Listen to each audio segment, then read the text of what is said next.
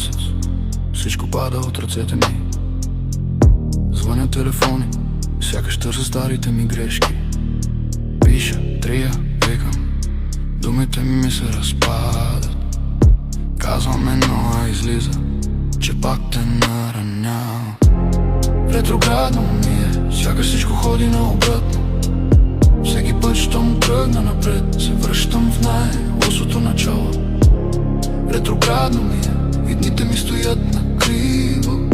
Все едно съм в чуждо тяло и нищо не върви ми днес. Старите приятели пишат, айде да се чуем. Аз отговарям кратко, защото знам какво ще стане пак. Часовникът зацикля в 3:30 през нощта. Лежа, въртя се в леглото, как сам се прецаквам.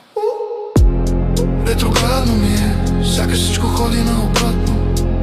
Всеки път, щом тръгна напред, се връщам в най-лошото начало.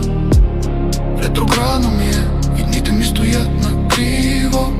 Все едно съм в чуждо тяло и нищо не върви ми днес. Може би не са другите, може би съм аз, дето бяга все към същите хора, същите извинения, същия прах под катата.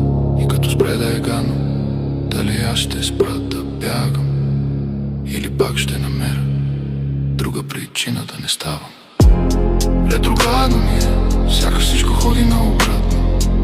Всеки път, щом тръгна напред, се връщам в най-лошото начало.